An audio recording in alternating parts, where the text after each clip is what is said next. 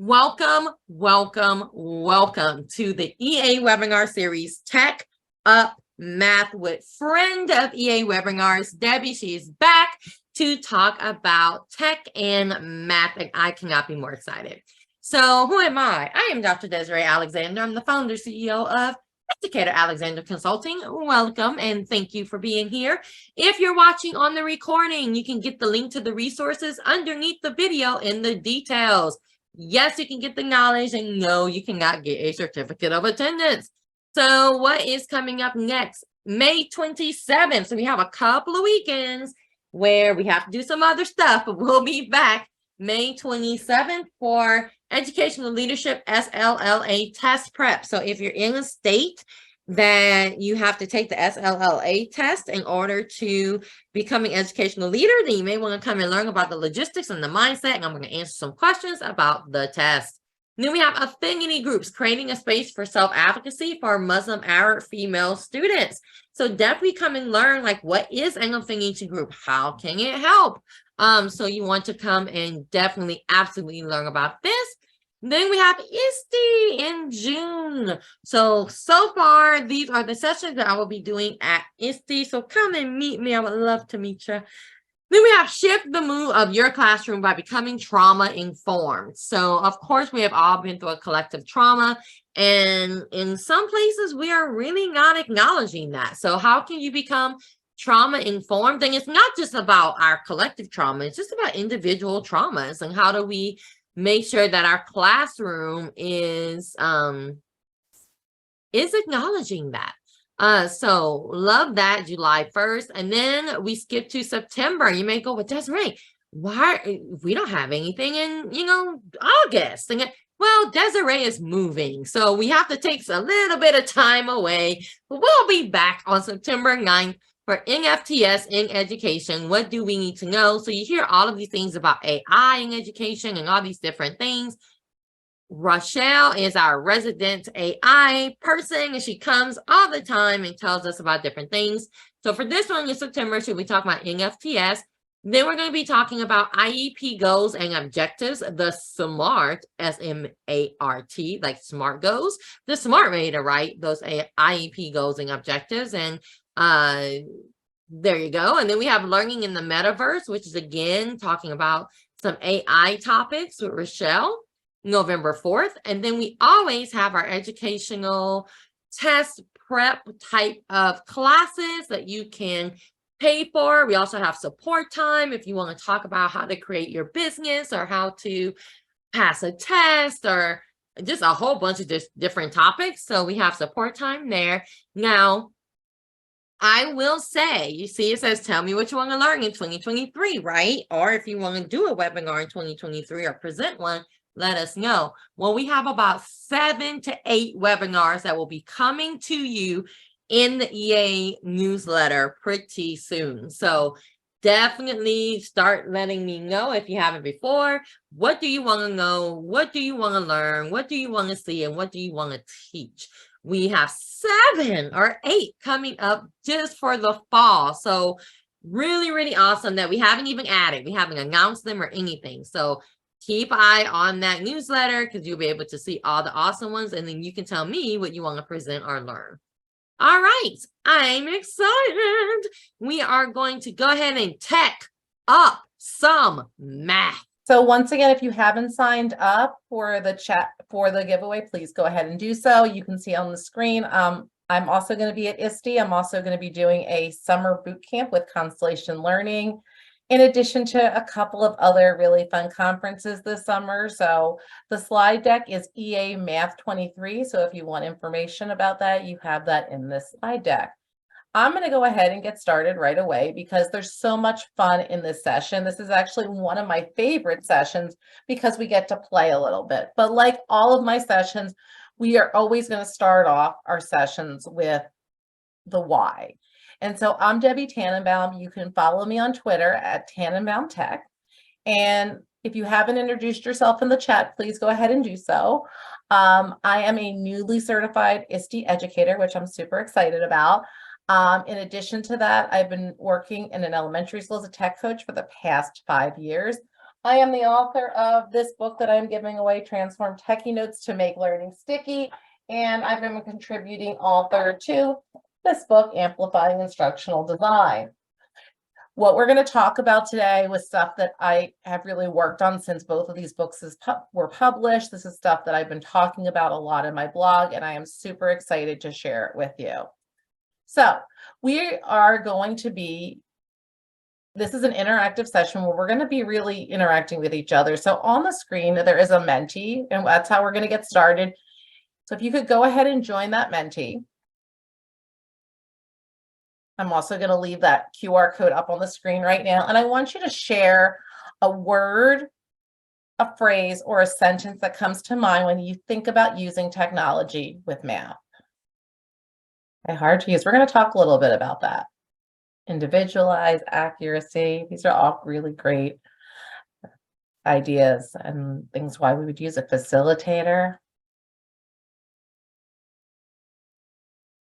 The reason I always start with this is because I want you to really think about where you're starting, because I'm hoping by the end you'll have had some changes in what you're thinking, and maybe you'll have some new aha moments. So I always like to see where everybody is starting from.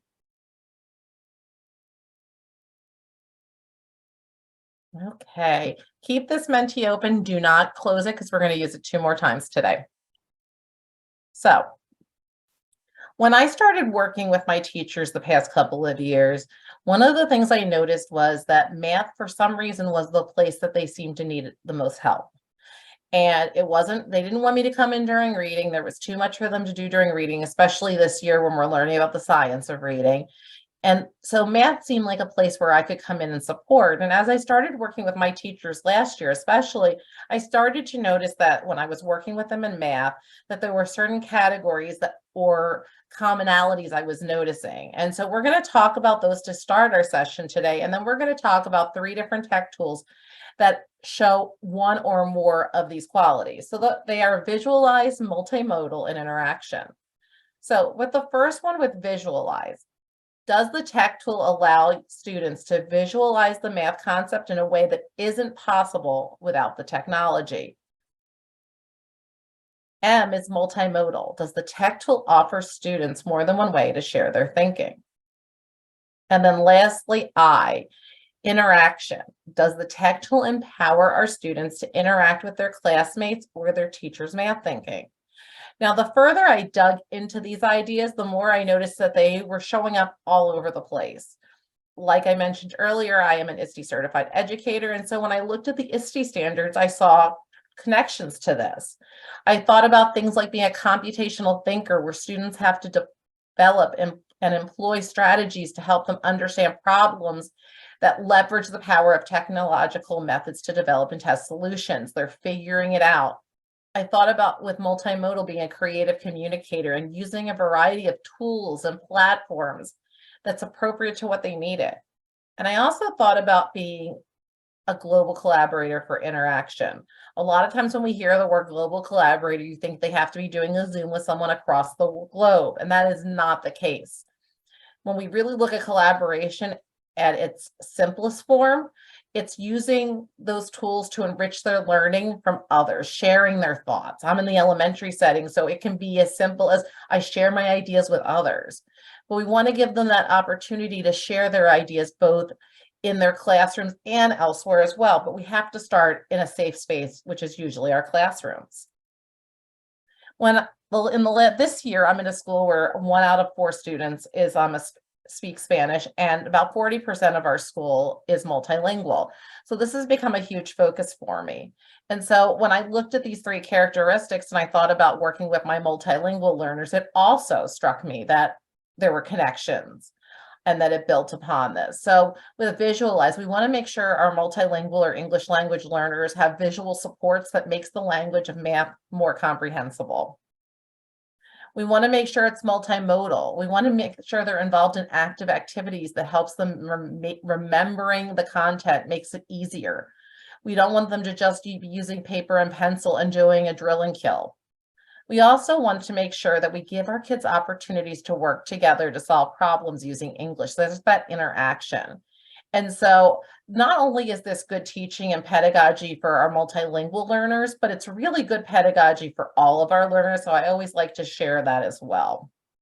So now that you've gotten a chance to have a little bit of an introduction on this framework, what we're going to do today is you're going to get a chance to dig into 3 different tools. Now, I always like my sessions to meet the needs of the people who are in it. So what we're going to do is I'm going to ask you to go back to that Menti again.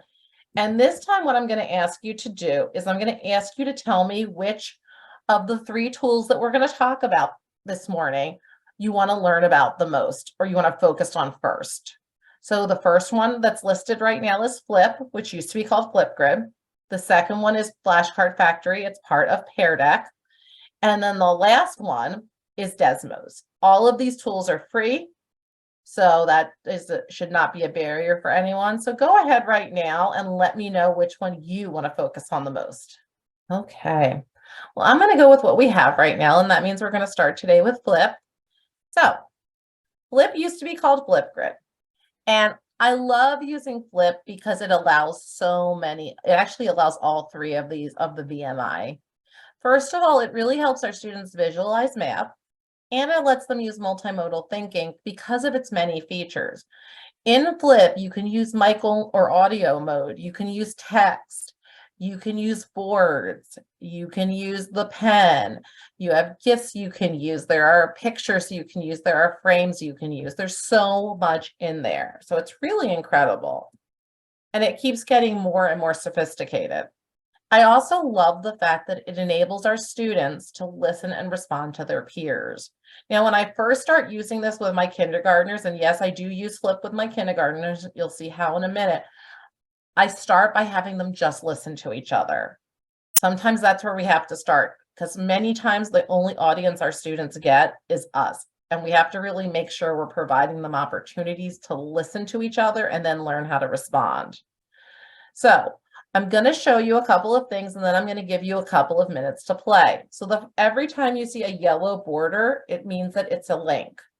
So I want you to see how I use this with students, because I think that's extremely important. So as I kind of take us in, I'm just going to kind of let you see how this works.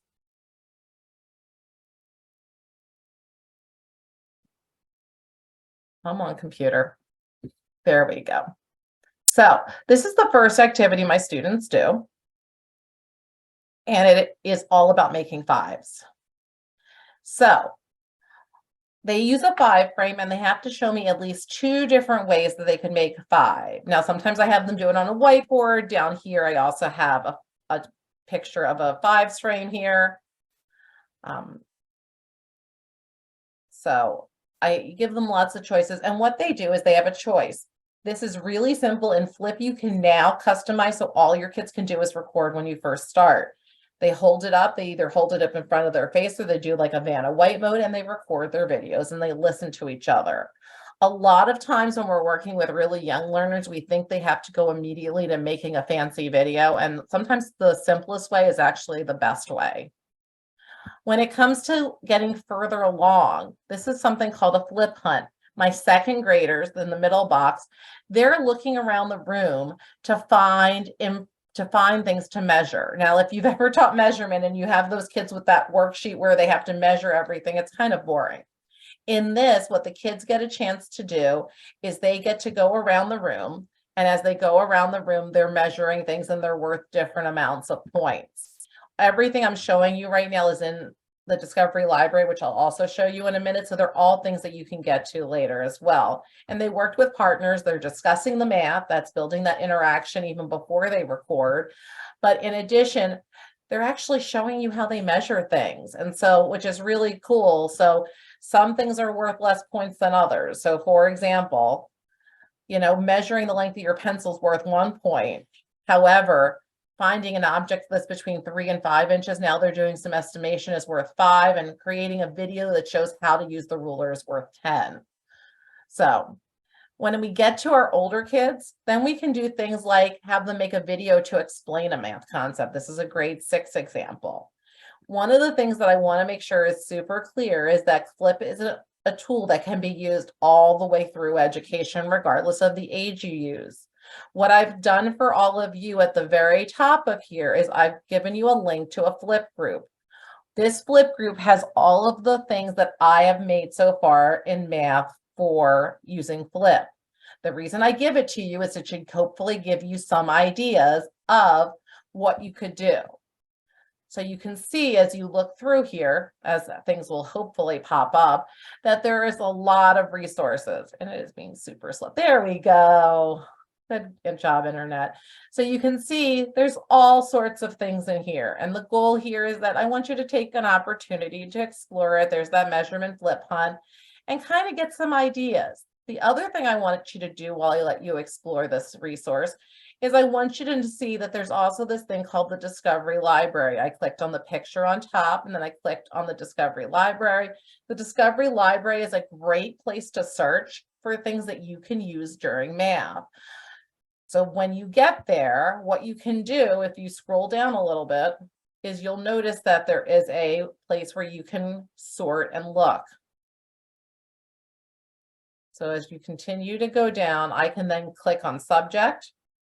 I can sort and look for math and then figure out what I would figure out my community, how old are my learners, maybe they're middle school, and then I can search for topics. This is really great because we all are super busy. None of us have time to start from scratch. So sometimes you can find something that somebody else has made that can really help your students. In addition, I know this isn't about empowering student voice like my last session, but remember that we have immersive reader built into Flip. And so that gives you a lot of opportunities for your students who might need language translation, and in addition to maybe having something read aloud to them. So I'm going to give you about 5 minutes right now to explore and play. If you have any questions, please feel free to write them in the chat, but I want to make sure that you have a chance to explore and play with each tool. So I'm going to go ahead and start the timer. Okay, we are going to continue on. And we are going to go to Desmos. Desmos is probably one of my most favorite tools. It's a tool that is newer in my toolbox. Out of the 3 tools, it's the newest one.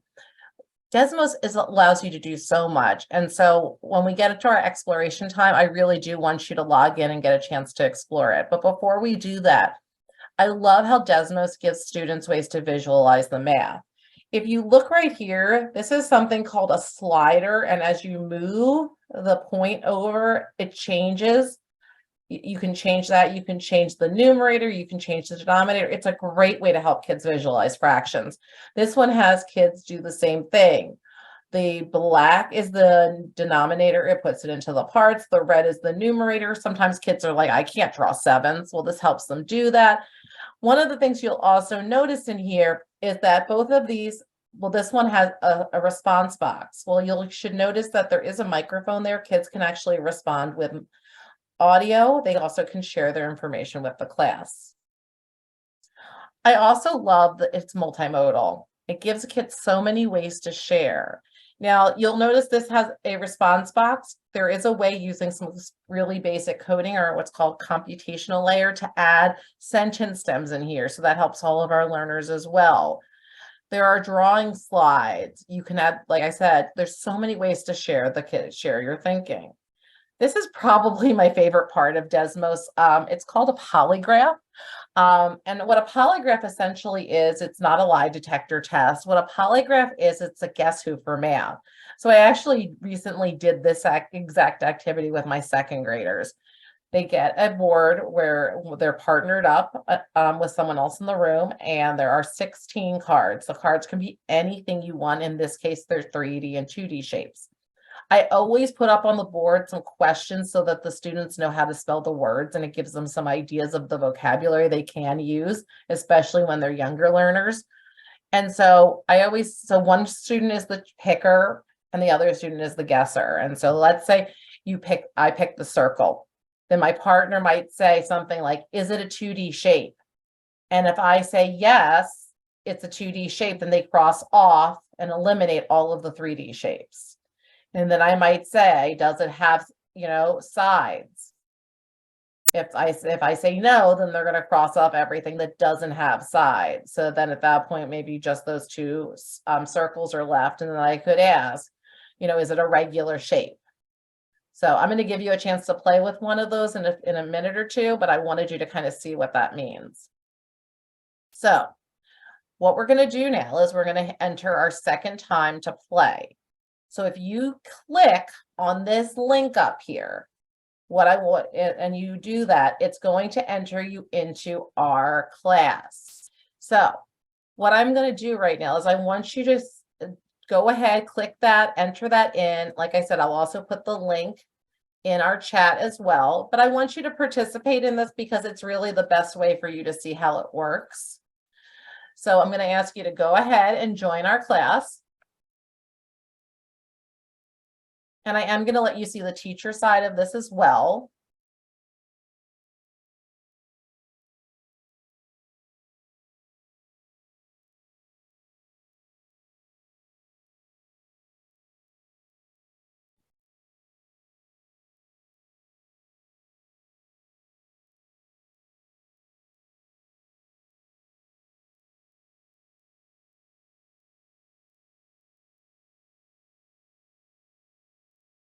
So when you go ahead and you click in, just so you can see how it's going to look when you do this,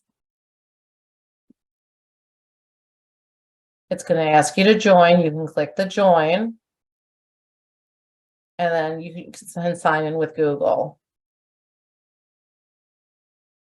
So right now I'm right here. If you click start, it's going to let you in. It usually welcomes you by name. And then you can click start activity.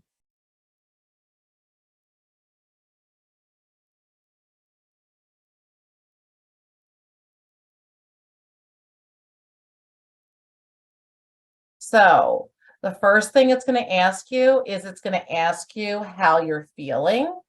And so on my screen, you'll notice that I have a speaker. There is a way if you click on those three lines to go to accessibility settings, and then you can add text to speech. So I have that on just so I can model it for my students. Okay, so what you can do here is, are you feeling not so great? Are you feeling pretty good? Are you feeling great? You can move that, and then you can add and say, if you want to add anything, you can add that in. There are several things in here. As you're working, I can actually see what you're doing on the teacher dashboard, and I'm going to show that to you in a few minutes. But I want you right now to go ahead and play around with this a little bit, because the best way to learn this, and so I can see right now where people are. And like I said, this is 100% free, this tool. So if I want to, like, let's say I want everybody on slide 1, I can go ahead and I can make you all go on number 1, which is what I just did. I'm going to undo that, but I just want you to see how that works. I can also, if I want to, pause all of you, so all of your screens pause. But what I'd like you to do right now is take that opportunity to just play. I believe there are 10 slides in here, 10 pages in here. Go ahead and play, and then I'm going to give you about 5 minutes to play, and then I'm going to come back and show you what it looks like on the teacher end. Okay, so this is what it looks like on the teacher end. I think it's super important that you can see what it looks like. So the first thing I want to point out is that there's several different views. One of them is the snapshot. If you wanted to take a photo of more than one child's work and show them, you can do that anonymously. I use that a little bit, but not as much as the others. One is the summary. So you should see that sometimes there's a check, that some of those are self-checking, and it will actually tell you if the response is correct. X means it's not, and then there means they've been attempted it. But the real magic to me is the teacher view. So I'm going to go back to the very beginning so I can see what people have said. I can see everybody's work, or I can go to do an overlay so I can see where everybody is in general. So if I look at this, I can see where everybody in general is. When I get to this, I can actually click in and look at people's work and see how they did. So that's pretty cool. So I can kind of do that. The same goes with this one. As a group, I can see which ones are correct. I can see that correctness, obviously I did not get it correct, but I can go in then and I can check and see how you did. I can also, if I want to, I can go ahead and if I wanted to, I could send you a comment. So that's another cool feature. I'll show you that in a minute. So there's that matching. In this one, you're able to drag. This is an open middle type problem. So if I wanted to send a response, I could go here and then I could write the response and say whatever I wanted to say. And then I could go ahead and send it. This is one of those ones where it's the fraction ones. So I can do an overlay to see if anybody's really off here. So I can't, I might not be able to see it all. Let's move that up a little bit. There we go. I can also look at them individually.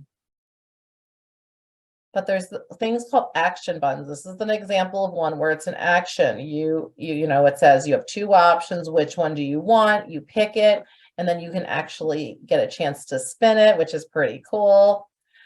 This one, I'm going to actually go into the last tab, which is student, to show you if you haven't gotten here. This is called the polypad, and I absolutely love the polypad. If you look here, you'll notice that it's pretty much online manipulatives, like more than you could ever imagine.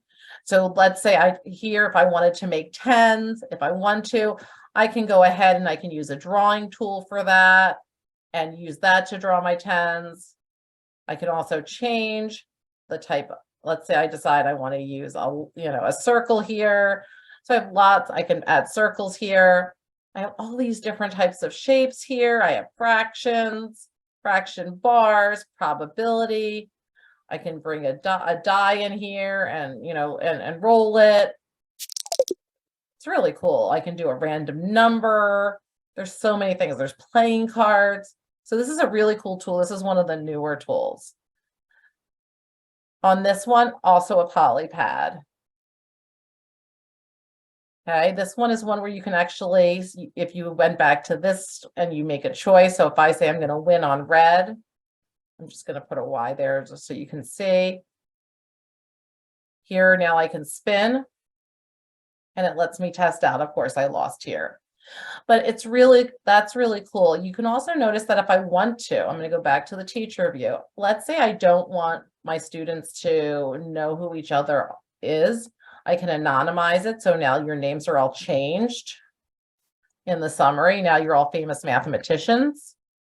If I want to, like I said, I can click here and I can say, I want everybody on slides 1 through 3. And now all of you move and I can see where you were to begin with. So there's lots of really cool things you can do in here. In addition to that, there are lots of collections. Now I have found that, if you're in the older, absolutely, you can hide the names when sharing with the class. Thank you.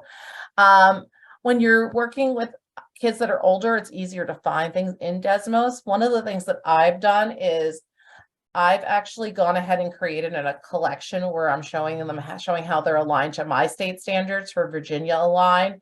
So I've given you a link to this in case you're interested. If you work in the elementary setting, these are collections that are based on the Virginia standards, but they might help you with yours as well. And so if you're, for example, a 4th grade teacher and you click on this, it will open up a collection that will be able to show you lots and lots of different things that a 4th grader might learn. And since even though we all follow different standards, at least in Virginia, we don't use Common Core, this should give you a place to start if you work in elementary. And if you work in the upper grades, there's tons and tons of resources in here. And Desmos is definitely something that could be a session all of its own, because as you get more and more advanced, you can do things like build things. So there's lots that can be done in here. So I'm hoping you guys enjoyed getting to play with it a little bit. I definitely think it is one of my favorite tools, but we have one more tool left to do. So we're going to go to our last one. So let's go back. And this isn't also a free tool, and I love this tool. And in fact, whenever I share this tool, people think it sounds so boring, but it's so much fun. So This is called Flashcard Factory. And what Flashcard Factory enables us to do is it enables us to create flashcards together. I tell my students, this guy here is Perry Foreman and he owns a factory, and today he needs you to do whatever he needs you to do. So what we do is I always show the students the tools first. This is our color, our paintbrush, our eraser, our line tool, and our text tool. These are the tools the artists use. One student will be the artist, the other student will be the detective. If you move this thing, the sizer, your lines or your letters or your dots can get bigger, which students really enjoy using. So that gives them a chance to visualize the map. But they also get a chance to collaborate, to increase that interaction, to make flashcards. This is the most valuable part of this program. And so what I'm going to have you do right now is we're actually going to try this out. Now, when I do this with students, we do it in person. And what happens is they all are going to put their names in like you're about to do. And then whoever's name is on top stays put and the other student walks over to that student and they sit next to each other, computers side by side. For this activity, you're not going to do that because obviously we're all around the world. So what I'm going to ask for you to do is, as you get these problems, if you're the artist, you'll have those artist tools I just showed you. If you're the artist, you can go ahead and draw how to solve the problem. If you are the detective, you can either solve the problem, you can write a number sentence, or maybe even write a word problem. There's lots of ways that you can use this. So I'm going to let you go ahead and join us. So I'm going to bring a new screen up so that you can see it nice and big. So what I would like for you to do is go to joinpd.com and type in HUYPIE. So go ahead and do that now. Joinpd.com and HUYPIE. Maybe Huey Pie, I'm not sure. As you join, I'll be able to see it by the number at the top of the screen. And now I see we have one person in. This is a lot of fun, so you do not want to sit this one out.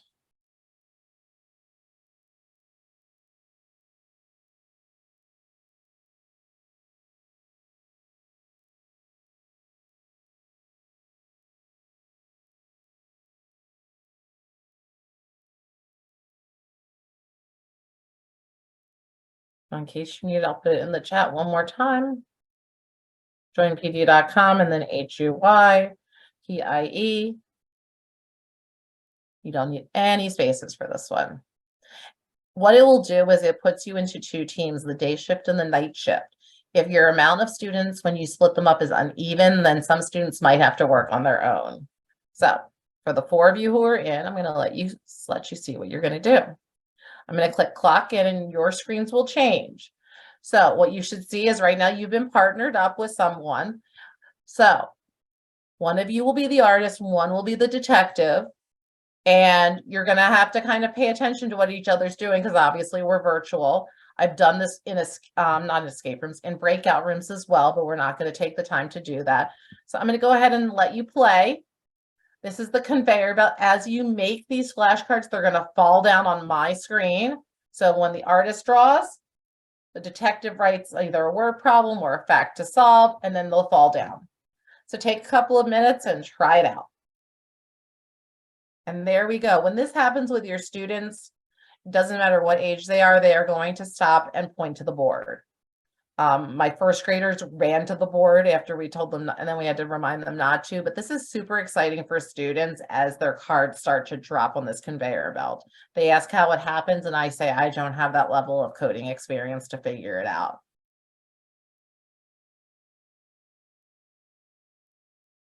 So right now I can see that 1 out of my 6 terms are in there.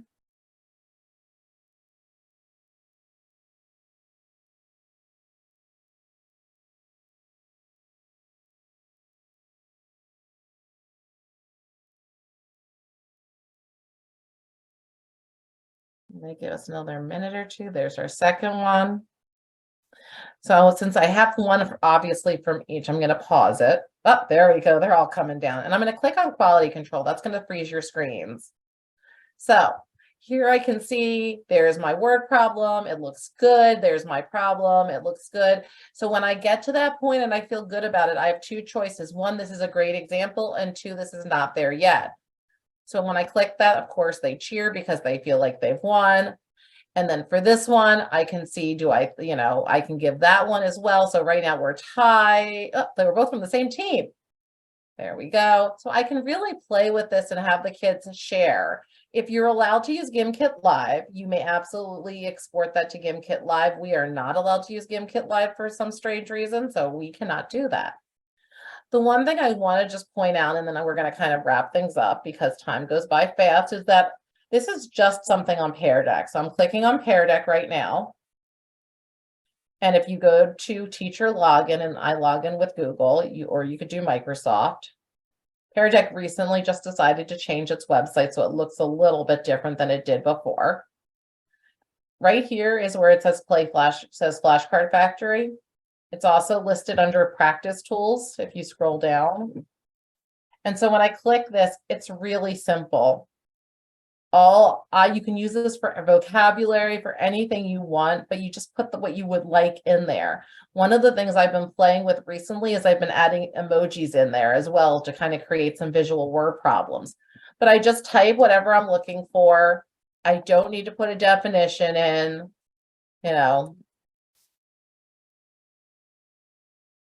Come on, there we go.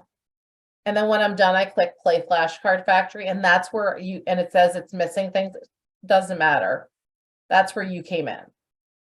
So I'm hoping you can think of some ideas with this. It is one of my favorite things. And I have to be honest, when I do this, I've done it with my as young as kindergartners. When I do this, the kids go wild. They think it is the most fun thing ever. And like, they think it's a game. So with that in mind, we've covered a lot of different things today. And so I'm hoping that something we did today really kind of helped you to think differently. So we're going to go back one more time to that Menti. And this time I'm going to have you do a thinking routine called I used to think and now I think. So what I want you to do is I want you to think about how your thoughts have changed. And I see there's already one response there, and that's awesome. So go ahead right now and add that in. And as you're working on that, I'm just going to share a couple of pieces of information. So like I said, I have a lot of things going on. If you're living, I don't think we have anybody in Texas, but I will be at the Texas Education Conference. I'll be at ISTE. I'll be doing a couple of other courses, and everything I've showed you today is absolutely free. There's absolutely nothing you have to pay for. Pear Deck Flashcard Factory is free. Desmos is free, and Flip is free. So I try not to use things that aren't free, and if they aren't free, I try to get you codes. Let's see if anybody's added anything.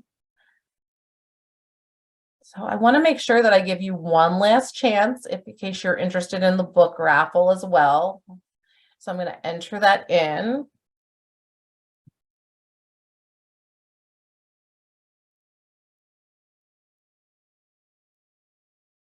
And if you're interested in learning more about any of these things, as far as I'm concerned, once you come to one of my sessions, you're part of my family, plus you're part of Desiree's family.